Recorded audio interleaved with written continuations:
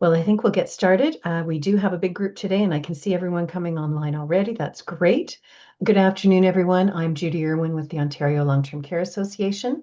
Thank you for joining us for today's Knowledge Break webinar. We are thrilled to continue to host these webinars and provide you with ongoing education, information, and resources that you can incorporate within your homes and organizations. And to kick off our webinar this afternoon, I would like to acknowledge and thank our webinar sponsor and presenting organization, Bullet Staffing Healthcare. Bullet connects healthcare organizations with talent through flexible contract and contract to permanent staffing across Canada. And I'd also like to give them a special shout out because they are the 2026 sponsor of the Circle of Excellence Certificate Program. And as many of you know, that program provides certificates to LTC home volunteers during National Volunteer Week. And it's a great program that's very enthusiastically received across all our members and the volunteers who receive them. I'll share more on that program before we head into the Q&A later in today's presentation. Just want to say to the Bullet folks, we are thrilled to have you sponsor this year's program. Thank you for your support. And the Bullet team has also put together a wonderful presentation today on the Baby Center, which highlights a therapeutic approach for people living with dementia. And the people from Bullet Staffing, our healthcare, are on the screen, and they're going to introduce themselves in a few minutes. We're also joined today by our presenters, Eric Skinner, who's the Regional Recreational Manager with Shanex, and Cindy Irgodjico Cruz, who's the Recreation Programmer with Shanex as well. Cindy's going to share an innovative approach to dementia care that transcends provincial borders. She's going to describe how her team is reshaping dementia support and introduce the Baby Center concept, which is how infant-based therapeutic techniques such as sensory stimulation, soothing music, guided touch, simple movement, and play-based interaction can be effectively used to support people living with dementia. We're going to learn about strategies to help reduce agitation, support emotional regulation, enhance communication, and improve overall quality of life for residents. And with that, please join me in welcoming Eric, Cindy, and the team at Bullet Staffing Healthcare, who are going to introduce themselves to kick off today's presentation. Over to you, Suja. Thank you, Judy. Good morning and good afternoon to the Ontario Long-Term Care members and the healthcare community. My name is Suja Sadasiva, and I am with Bullet Staffing. We specialize in placing nurses, personal support workers, development support workers, and healthcare professionals with client communities across Canada. It's such a privilege to be here. And I have been working with Bullet Staffing for over 15 years, actually 16 years now. And I love my job. I love and respect the team that I work with, the clients we serve, and the nurses and staff that we represent. Many of you may know Ontario Long-Term Care Association, especially Michelle Gradini and Donnie Anderson. They endeavor to find ways and vehicles for vendors like us to be able to talk to the healthcare community at large. And when Donnie mentioned Knowledge Break webinar to me, this was around fall last year, I was so shocked at that idea, and we thought about it and we were quite excited about that. And around the same time, November, I was in Nova Scotia for the Nursing Homes of Nova Scotia Awards Gala night. And that's where I met Cinderella Cruz and Eric Skinner and this warm and lovely Arborstone Shanex team. So we were seated at the same table. We shared a meal, had a fun evening. It was fantastic. And we watched Cinderella walk up and claim her prize, and she won the Trailblazer Award. It was a lovely evening.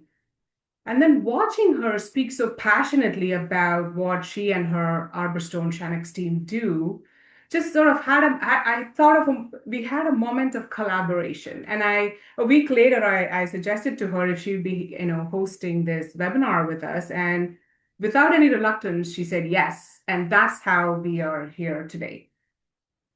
Many of you know how staffing companies operate. The key thing, I think, is our ability to be invisible. As a staffing organization, the invisibility helps us lean into the background and let our staff and our nurses go forward and take the spotlight and shine. And what remains is the care. With that, I have the privilege of introducing to you Dave Kennedy, the president of Bullet Staffing, Inc. Thank you.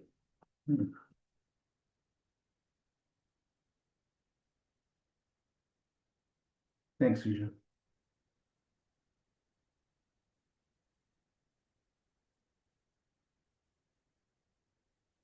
Hi, everyone. Thanks so much for joining.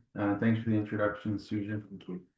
Awesome. I don't force her to call me boss. It just happens. Okay, so we started Bullet Staffing Healthcare. This is 2006. I started the company, and we started Bullet Staffing Healthcare in 2023. Yeah, 2023. Thanks, Donna, Michelle, Donnie, the OLTCA team for allowing us to participate and put this together. Cindy coming up next. So I'll just go through just quickly a little bit about the company, and we'll get into the meat of Cindy's presentation. Founded the business in 2006. Can't believe how, I think it's March 2006. I'm getting quite old. Time flies. Started the business providing personnel to engineering companies, who then introduced us to mining businesses. The mining businesses are in rural communities, remote locations. They were never in downtown Toronto or downtown Calgary. So we kind of leaned into being good at recruiting and getting people to remote and rural communities. And we continue to do that. It's a key foundation of the business. And we've gotten good at it, and we like it. And yeah, so that's, oh, and then we talk a little bit here about sort of how the company has evolved. As I say, first client out of the gate in 2006, 2007 was Atkins Realis on the engineering side. And we've, again, generally our business has grown through just word of mouth. One person might leave one company, go to another one, and they brought us over. And that's sort of the evolution of the business from engineering to mining to healthcare. Nunavut's been a big part of our business as well. Again, leveraging off our connections in mining, and then certainly in Nunavut, a lot of healthcare requirements there. And then we had some customers in 2023 in healthcare that gave us a shot. Considering we didn't really have tons of experience at the time. We came from a mining and engineering background, and those customers are still with us today, and we continue to grow with them. And right now, we've got 400 people on site at different locations, 400 to 500, depending on the month. Okay. We provide contract staffing and perm. Go ahead, Suja. Yeah. Those are our memberships. We've definitely, again, Suja's done great getting really diving into healthcare across the country, and she loves making connections, and that's why she's amazing at what she does. Wow. Yeah, and I think this slide sort of illustrates, like, again, like I can't underestimate or emphasize enough how great Suja does at connecting with people in the healthcare sector across the country. And at the end of the day, I think we had a customer call us a couple of weeks ago, and they actually just needed an administrator for their office. And I'm sorry, when I say administrator, really receptionist, just part-time, temporary. They had an emergency. And within hours, Suja had sorted that out just from her connections. But that's what she does. She is a connections person, and that's foundational for a staffing business, to be able to really connect good people with good organizations and do it quickly. So as you can see, like our typical placements are emergency. In Nova Scotia, we definitely support the Nova Scotia system there. Manitoba, Northern Ontario, providing really quick turnaround solutions for the customers. Pricing for our business, pretty straightforward. 10% markup on contract. So if we're paying someone $50, generally our margin's $5 an hour. It's kind of what you expect to be paying for our service of on-demand labor. And perm placement, we do connect customers with perm placements when needed, when we have a good person that's looking for a perm placement position, and that's just a flat fee. Most of our business is contract. Perm placement is definitely something appreciated by our customers. We do put them together and we just offer it at a flat fee like that. Yeah, our bullet edge. I mean, I like to say we have a lot of edges. Like we have a lot of reasons why we've been in business 20 years and why we have pretty good reviews on Google and Indeed, which is really important because when our job is to hire and retain good field staff for our clients. So we pay attention to how we manage our field staff, how we look after them, because we want word to spread, and we think word spreads through good reviews, word of mouth, and we get more good people to come work for us, and it becomes a flywheel that we can then make available to our customers. So I feel like we constantly spend a lot of time on how to attract good people, which generally attracts good customers. Yeah, lessons learned. So lessons learned, it's an interesting slide. I mean, I guess this is talking a little bit about the negatives, but it's important because we have to go through some of the pain of people that try to trick us with fraudulent resumes, fraudulent credentials. They overstate what they're making or overstate what they're asking for. Just a lot of that we've had to get good at over the years, certainly in mining. We work in very regulated industries. Our verticals are all very heavily regulated, and we've gotten real good about meeting the challenge, making sure that what people are telling us is accurate, learning how to verify it. So that's been a great experience, and I think our company is stronger for all these incidents that happen that we have to solve. So with that, I'm done on my side, and everyone can thanks for listening. Over to you, Cindy.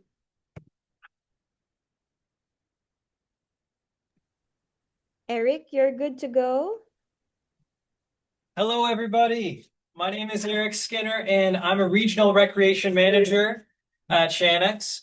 Shanick's is a Canadian company that provides a wide range of senior living and care services, including retirement living, assisted living, memory care, long-term care, and home care. All the way from Ontario, Atlantic Canada to Nova Scotia, we are focused on leading the way to better living through our core values of residents first, great people, improving quality, trusted partnerships, and being accountable.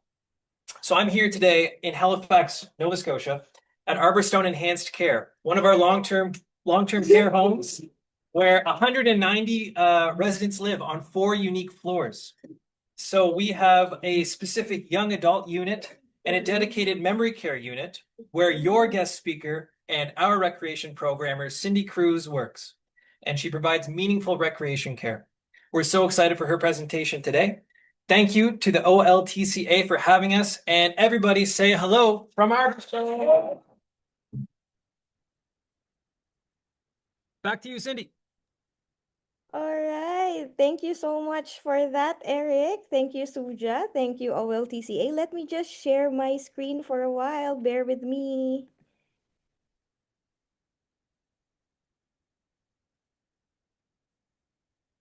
All right. Can everyone see my screen already, Donnie? Looks great. Okay, thank you so much. All right. Here we go. So today, I want to start with a moment we've all witnessed at some point here at Shanick's Arborstone. It's like a resident pacing the hallway, visibly anxious, calling out, hands restless, and staffs are trying different approaches, but nothing quite settles them. So these are the moments that remind us that dementia care isn't just about managing symptoms, it's about responding to unmet emotional needs. And yes, you've heard my name right. My name is Cinderella Cruz, or Cindy for short. I'm the recreation programmer in memory care here in Shanick's Arborstone here in Halifax. And today I'm honored to share a therapeutic approach that has transformed moments like this in our facility, the Baby Therapy Center. All right, so this presentation isn't just about dolls. It's about dignity, connection, and comfort.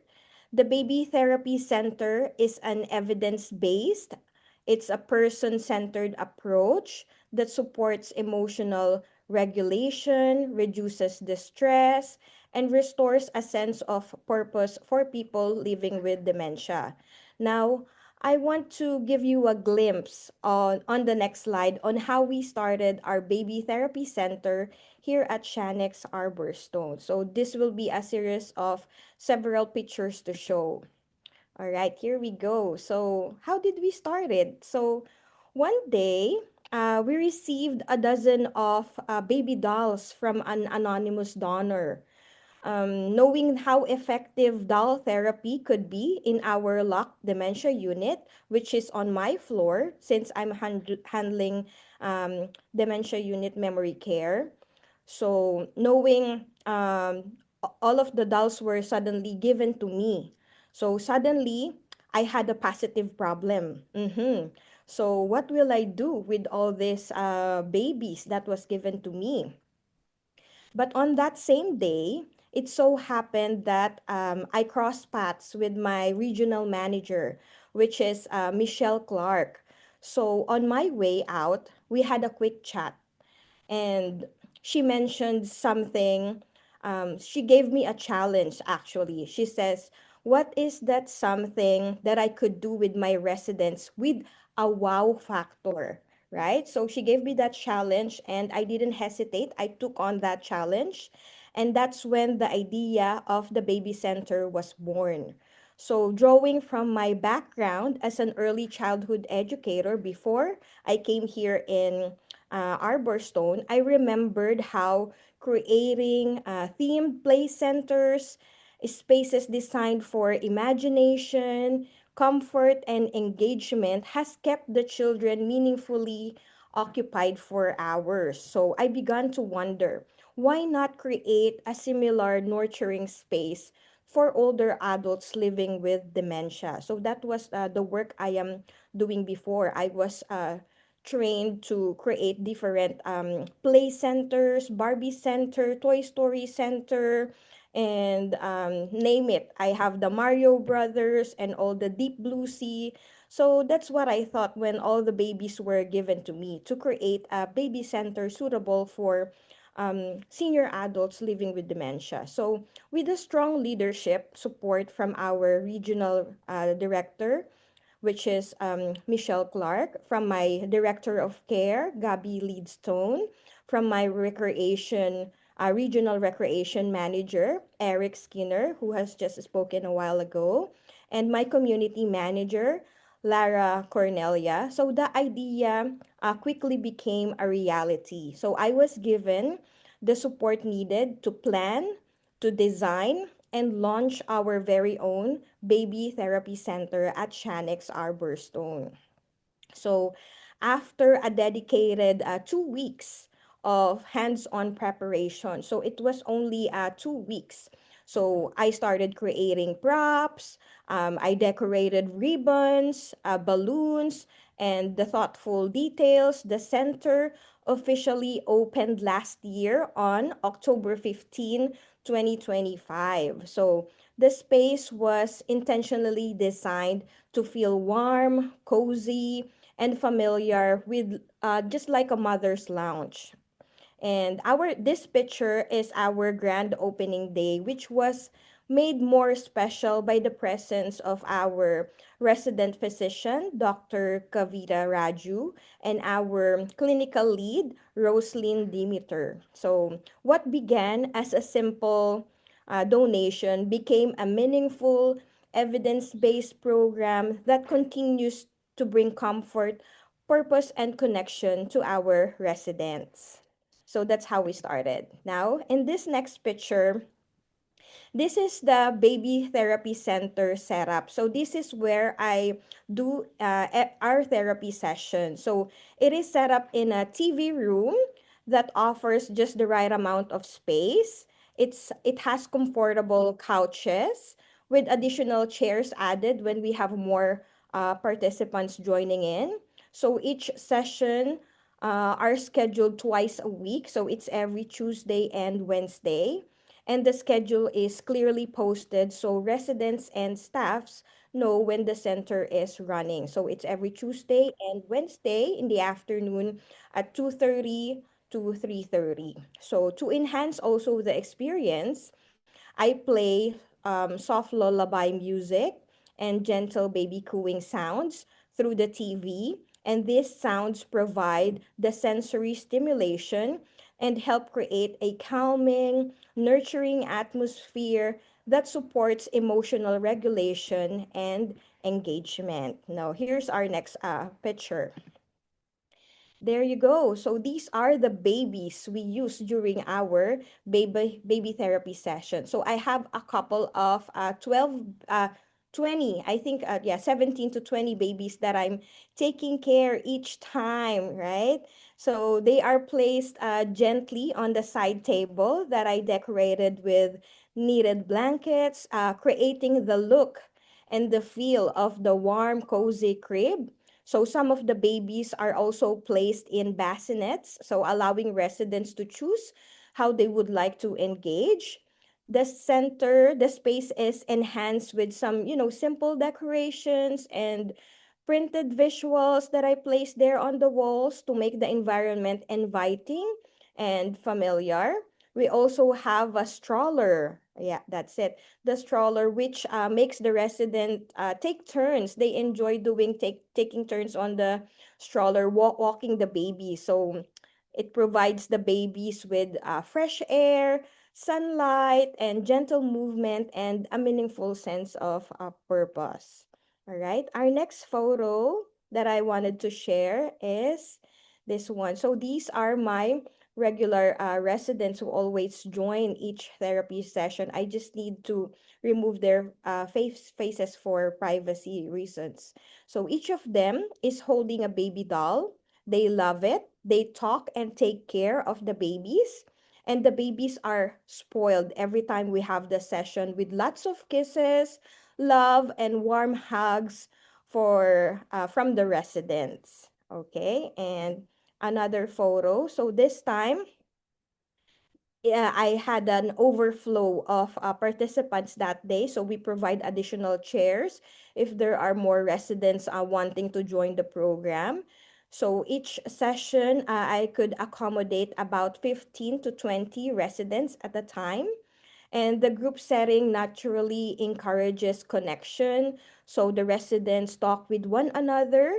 They share stories about parenting, about having kids, and they also reflect on their own caregiving experiences. So throughout the session, I actively facilitate the residents by offering gentle prompts and cueing when needed. And this helps them sustain engagement and it ensures that everyone feels included and supported for a meaningful interaction across the group. All right. So sometimes I would say, "Oh, your baby is smiling at you. She looks so happy." And what else? I would also say, "Oh, is that your baby? She's crying." All right. Maybe we need to change the diaper or she's hungry. So I'm going to hand on the baby bottles for some milk, something like that. All right. So those are the prompts that I use when I do the baby therapy session with my residents, right? So more of the pictures on my next slide. I want to show you, yeah, let's take a quick look on the numbers that we have. All right, so across Canada, dementia is touching more families every day. So, in the recent report, as of January 2025, there are over 771,000 people are currently living with dementia, and every single hour, more Canadians are diagnosed. These numbers remind us that we need more than medication. We need compassionate human approaches that meet people where they live. So the numbers are really alarming. I hope that there would be more baby center creation to address the needs for our senior adults. All right. Now, let's define what the baby therapy center is. So, baby therapy center, so in Shanex Arborstone, a baby therapy center is a calm, intentional space where residents can engage with lifelike baby dolls in a respectful way. So, we are not asking anyone to believe that the doll is real. Instead, we are honoring something very real, the human need to nurture, to feel needed, and to feel emotionally safe. So, our baby therapy center is always supervised and the safe environment, which provides human connection. And of course, we all know it's a non pharmacological approach. And next thing on my slide is our framework. Okay, so when I started this baby therapy center, I needed to find strong research or a strong basis on how I could do it, right? So it's a good thing that when I was still a student way back in Ontario, I received a training. I received a certificate from Dementiability, and the WOW model framework is one of the best that I could say um, as a reference if you want to start your own baby therapy center. So this approach is guided by the WOW model framework. So I used WOW by getting to know who among our residents would benefit or would like to hold babies. So I initially asked them and respect them. If they don't seem to be interested in joining the therapy session, that's okay. And observation, I take observation and I write progress notes on their initial reaction and document the progress notes and attendance each and every therapy that we have. And what will you do? So I used our findings to help and support them in the therapy process along the way. So this is a good model framework. This is very searchable in Google. So if you will just search dementiability for baby dolls and for animals, for pets, yeah, you can easily download this one. And this is just like 11 pages guide on how you could be able to set up or do the baby therapy center approaches for your residents. So highly recommend this one. And if you could be able to get the training for certification, that's a good one too. I think we just need to connect with the founders or maybe from the schools, the recreation therapy schools to get the certification for this one. All right. Now, how baby dolls work. So throughout each baby therapy center session, we intentionally use sensory stimulation, guided touch, play-based interaction, simple movements like gently rocking the baby, putting her to sleep, and some soothing music. So these elements work together to support emotional regulation, comfort, and connection. So by the end of each session, our therapeutic goals, calmness, engagement, and meaningful participation are consistently achieved for every resident involved. All right. Going to my next slide. All right. So these are some researches that I found that I wanted to include in my presentation because this provides a strong background to what we do to the baby therapy center. So I just want to mention the study of Mitchell, McCormack, and McCants in 2016. So their study reported increases in engagement and communication, as well as a reduction in episodes of distress. So according to this study, the doll therapy has the potential to enhance the well-being of some individuals living with dementia. And the same goes with the study of Martin and Garcia et al. In 2022. Their findings also demonstrated improved emotional well being, reduced behavioral and psychological symptoms of dementia. Next is the study of Peng, Liu, and Guo in 2023. So their meta-analysis study showed that doll therapy significantly improved behavioral disturbances like agitation, apathy, irritability, wandering, and psychological states like anxiety, depression in older nursing home residents with dementia. While with Santagata and Masaya and others in 2021, their study also emphasized that doll therapy as a first-line treatment for BPSD. Their study found out that doll therapy was more effective than standard treatment at reducing agitation, aggressiveness, dysphoria, wandering, and apathy in nursing home residents with dementia, and also reduced caregiver burden. And the last study that I included is the study of Bisiani and Angus in 2030. 2013, their study supported the idea that interacting with baby dolls meets attachment needs, promotes a sense of purpose, and enhances social engagement.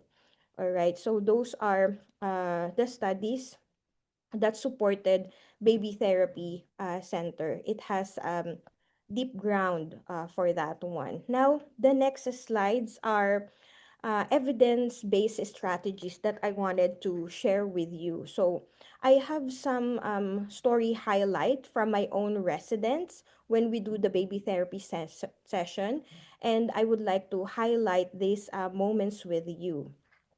So first is the story of JW, which helps him reduce agitation. So JW is one of our resident who frequently paced. So he would punch, kick, and hit suddenly without any warning. So, because of this behavior, we tried the baby therapy center to her. So, she was brought to the baby center, and you know what? It worked miracles on her. So, JW transformed and became calm while holding a doll. So, gently rocking, caring, very gentle, and smiling. So her family is a witness for that change in her behavior. So they regularly come every therapy session to bring JW for our calmness, and yeah, to bring JW for an hour of calmness and pure joy. And so far, when I see her along the hallway, she is more calmer than before. Right, that's one of our success story since the creation of our baby therapy center. Next is the story of CM, how the baby therapy center helped with emotional regulation. So CM is another resident that used the doll as a way to regulate emotions. So during long periods of silence, so we would often see CM just in the hallway sitting in his wheelchair, quiet. CM is a male resident, by the way, but he loves caring for the babies. Oh, he would always patiently hold the babies into his arms. So he would always be the last person to leave the session each time. So he's gentle and gentle touch and smile. So you can see from his face, he would also utter words we never heard from long period of his silence. So that's another success story. And the third one is JM, how the baby therapy center helps JM enhance communication. So this third resonant that we have is nonverbal. So imagine, but because of the baby therapy center, she began speaking softly, like little words we can hear from her about the baby. and those words we didn't hear for months. So JM found a connection with the babies, and we have witnessed how JM would reach out and connect with everyone in the room in the program with her smiles and gentle approaches. So JM would initiate baby play and make friends with the other residents in the therapy session. So those are the stories I want to highlight from my residents. Moving on to the next slide, the care procedure. So, ethical practice is very essential when we are doing this session. Participation is always voluntary, consent is respected, and staff supervision are always in place. So, the goal is never control, it is comfort and connection where dignity is maintained. So, that's how we always do it here. And yeah, for the what are the benefits for Canadian long-term care homes? So for long-term care homes, the Baby Therapy Center offers a low-cost, high-impact intervention that aligns with best practices, reduces reliance on medications, and support both residents and staff. I think it made my residents more happier, and I can see also family reassurances when they try to call their families in here. They would answer and say, "Oh, we are busy. I am busy today because I'm taking care of a baby." So that sounds so funny, right? Hearing their family member so attached with the babies. It also helps reduce staff stress for the moment, and yeah, improve quality of care. All right, so I am almost at the end of my slide for my conclusion. Why the baby therapy works? The baby therapy works because it honors the person behind the diagnosis. It is grounded in strong research. It is guided by ethics, and it is rooted in compassion. So, at its heart, the Baby Therapy Center reminds us that care is not just about what we do, it is about how we make people feel. And when we meet emotional needs with dignity and respect, meaningful change happens to them. All right. So for my resource guide, again, I'd like to mention this dementiability guidelines for using dolls and stuffed animals in dementia care. This is very helpful if you want to start the baby therapy center in your homes. And for my references, so the resources listed here support the evidence behind this work. And I appreciate your time, everybody, for your time and your commitment to compassionate dementia care. And I would like also to grab this a moment to thank everyone for being part of this webinar. Special thank you to Suja and her team and Dave for inviting me to share today. Thank you OLTCA for this opportunity having me today, and of course to my wonderful Shanex Arborstone family for all your cheers and support. And I hope that after this webinar, you would take some of these ideas and gladly bring it to your home. Thank you for listening, and I'm going to give the time now to Donnie. Thank you, Cindy. Thank you for that presentation. That was great, and so glad to see the results that you've had. Just before we head into the Q&A, I wanted to take a moment to highlight the Circle of Excellence program that I talked about earlier at the beginning of the presentation. And I want to thank Bullet Staffing Healthcare again for sponsoring this year's program. It's so great, and glad to have you on board. For those who aren't familiar, I know we have people on the call who are not OLTCA members, so I'll just run through what it is. It's a program that celebrates the incredible contributions of volunteers in long-term care homes across Ontario. We've been doing it since 2003, and we encourage all member homes to take part because it's a wonderful opportunity to recognize your volunteers and what they give for the communities. And especially, we've seen more of our members going forward and putting that out in local news, on social media. It's also a way to help build your volunteer base, which I know is not quite back up to pre-pandemic levels for many homes. So very quickly, each home can submit up to 10 volunteers for recognition, and their certificates will be mailed out in time for National Volunteer Week, which is April 19th to 25th. So that's April 19th to 25th. So OLTCA members, please keep an eye on your inbox. There will be a bulletin coming with the link to fill out the online application form for your volunteers' names. The deadline to do this is March 26th. And if you need any questions or assistance, all the details of how to reach us will be in that bulletin. Applications are opening tomorrow, so it gives you lots of time to think about who you'd like to nominate and recognize this year.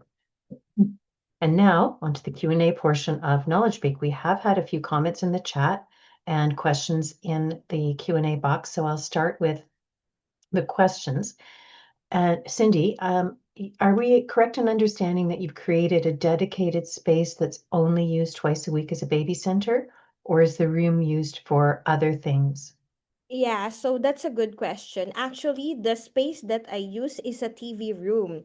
So it is like a mobile baby therapy center. It means that every after session, I removed all the stuffs, the stickers. I store all the babies in one cabinet. So that's how I do it. And then the next day, I'm gonna set it up again. That's how I do it. Because we also use the space for other recreation activities. It's a TV room, so other residents use it afterwards if they wanna listen or watch movies and something like that. That's great, thank you. And member has said, wonderful stories of success. Thank you for sharing those. Do you know if are there any data on the lasting impacts on the changes to emotional regulation, their level of engagement, or the reduction of responsive behaviors? So far, the success stories that I share was the ones that I've used and we witness, and we continually what's this report to our family. So those are the things that I am only engaging as of the moment. Thank you. And do you only offer the dolls at the designated sessions, or are they available at other times to residents? So far we we stick with our schedule. So we're doing the baby therapy center every Tuesdays and Wednesdays in the afternoon. But some of my residents they have their own dolls. So they have it, that's their personal use. So they have those dolls beside them in their private rooms. But the dolls that I have that I do, because I've seen also from the the group chat, I have a question about to answer that question. Yeah, about cleaning the dolls. So I use 15 minutes of my time. When I like before I finish, I would cut down the therapy session to give time for me disinfecting the dolls, and I just use our cleaning materials, Oxivir, to clean the dolls each and every therapy session, so that it would be ready for next time. Because when the residents hold them, so we can control them. They so love the baby, so they would kiss the babies, they would hold it, they would hug it.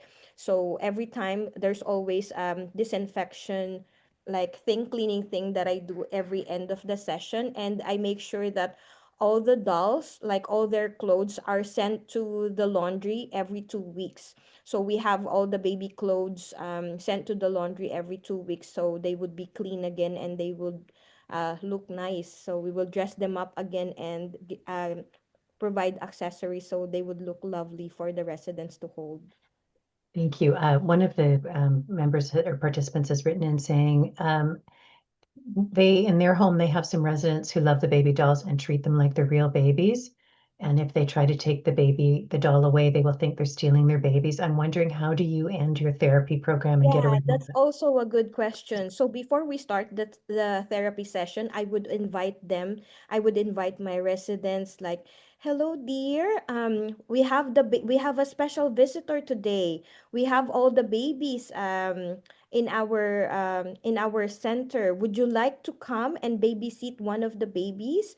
And I would also say that their mommies are at work today, so we have only an hour to babysit the babies and make sure that we don't bring them somewhere because mommies will come back to get their babies before their work done, and you don't want to be called by the police for kidnapping, right? So we will not take the babies out. So I give those cues to my residents. And do you find you mentioned it was in the afternoon on 2 days a week. Was that a specific time chosen because of when residents were most likely to engage, or was that when the room was available? That's specifically time because that's the time that they're done with their lunch hour, and that time is their time to engage for an activity or for a program. So the days that I am not doing baby therapy center, I have another program for them. Thank you. And do you find any difference between male and female participants?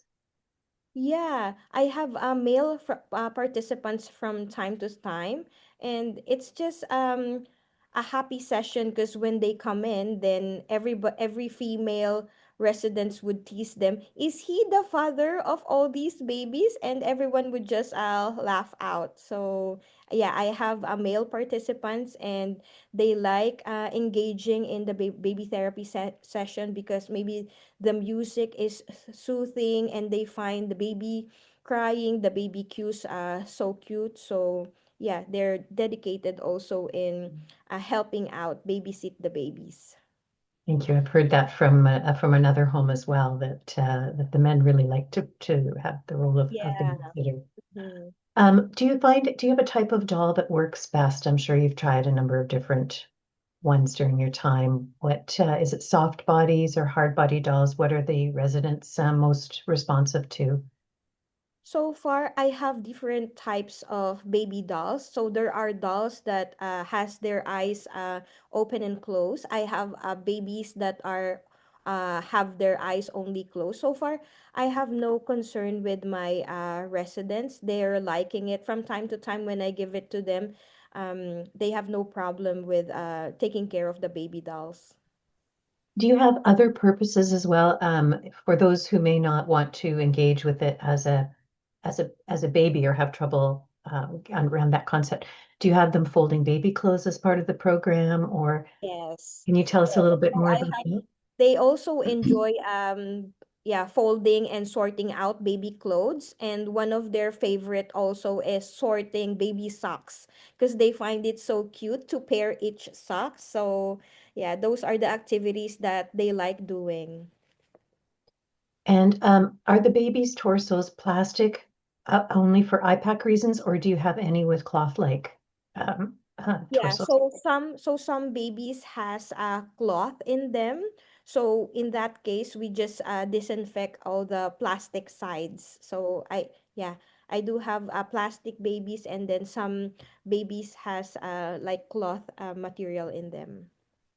And when you started the program, Cindy, what type of education did you do with families to help them understand the program? Because I know that can be difficult for some families to wrap their heads around. Yes.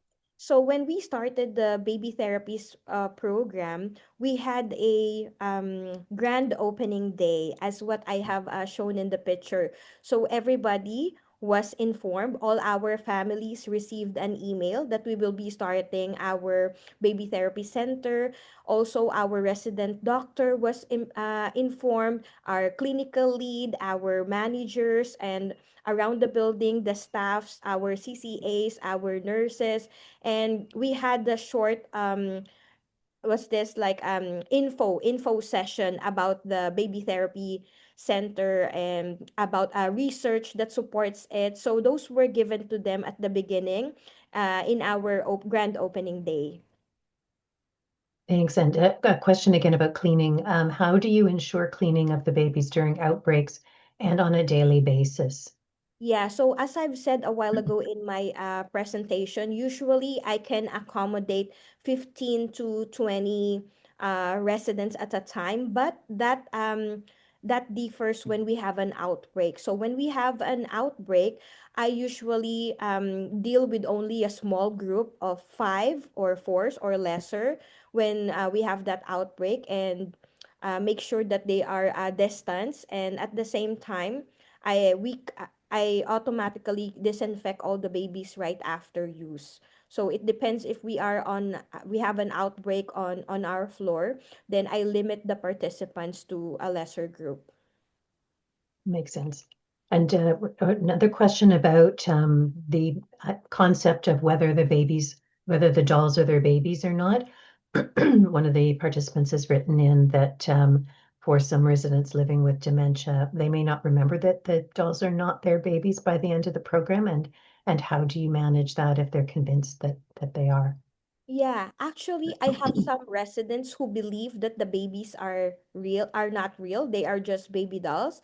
And it's okay. I tell them, yeah, even if they're baby dolls, we are still caring for them like a real baby. So far I don't have any concern with my residents about that thing. If they believe that the baby dolls are not real, that they are baby dolls, it's okay. Yeah, but we are still doing the baby therapy center, so we are taking care of these babies. We would give them hugs, and we'll put them to sleep, right? So something like that. So it's okay. I do have residents who refuse doing like holding the babies, and it's okay. We respect them because some of our residents come from different backgrounds, right? So some residents doesn't have experience babysitting. Some residents didn't have any children at all. So yeah, it's open for everyone, and we do respect it. And if they are, because of the effects of living with dementia, they're not able to understand, even after it's explained to them that it's not their baby, how do you manage that when they're holding tight?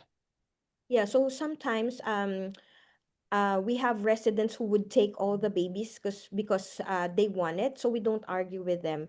So we just I have that resident who become agitated after because she couldn't accept that the session has ended, so we need to give back all the babies. So sometimes when they show an attitude like that, we don't argue with them, we just let them take the babies, and then after a while I would be able to retrieve all the babies through the help of other staffs, through the help of our CCA. So I will just let the other staffs knows, oh, she took all five babies in her room. So, and then they would know what to do after. They would redirect her for supper time, because usually when we finish our baby therapy session at 3:30, that's also their preparation time for supper time. So we work as a team all together, from our housekeeper who always supplies me with cleaning materials, with paper towels, from the staffs. So we all work together to ensure that the babies are returned to me after each session. And that was another question about the number of people directly involved in the program when you have, how many residents did you say you had in the room in the afternoon? So sometimes it would range from 12 to 15. So I could accommodate up to like 17 to 20 residents. And how many staff do you have supporting you in in Yeah. those afternoons? So far, the staffs would support me in bringing the residents. So if I have a lot of residents on my space, for if I would have like 15 or more, there are CCAs coming supporting me. So probably like around three CCAs. But if it's a lesser group of 8 or 10, yeah, so they are just around, and I could ask for their help anytime. Thank you. And is there a program plan for the baby center that homes would be able to access? Do you have, or is it the deck that you've shared with us? Yeah, so far the basis, the main framework that I am using is the dementiability guidelines. It's an 11-page guidelines, and if they could have a certification for that one, it would be best. So yeah, they could be trained. because when we handle the babies, we don't just we give care, we show them that we dress them, we clean them, we accessorize the baby. So yeah, we need trained staff to do that one. Makes sense. And what are the most observable changes that you've seen in residents over time after participating in the program? Yeah, so far with the success stories that I've shared, one of my resident JW became calmer. So usually we would see her in the hallway without any warning, would kick, he would punch. And but so far when we run the baby therapy center to her, she became calmer, and her families are loving it. They are supporting her, so they attend also together with the resident, because during that time she would be bubbly. She would say things about the baby sleeping, napping. So yeah, those are the observable behaviors that we have witnessed so far. Lovely stories about how meaningful and enriching that is for them. Before we wrap up, we're almost at 1 o'clock.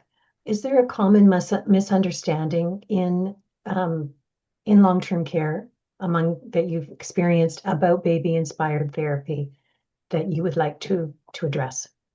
Yeah, so sometimes there's a misunderstanding that it's just playing with the dolls, but actually it is a structured and evidence-informed therapeutic approach.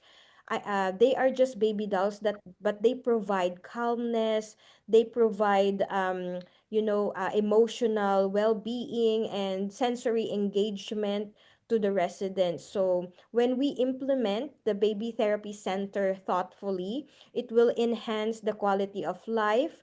That will not the person's dignity will not be diminished.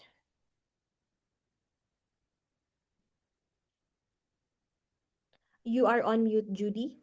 Had to have a little cough, so put myself on mute. Thank you. I want to thank you, Cindy, for that great presentation and your thoughtful answers to the questions.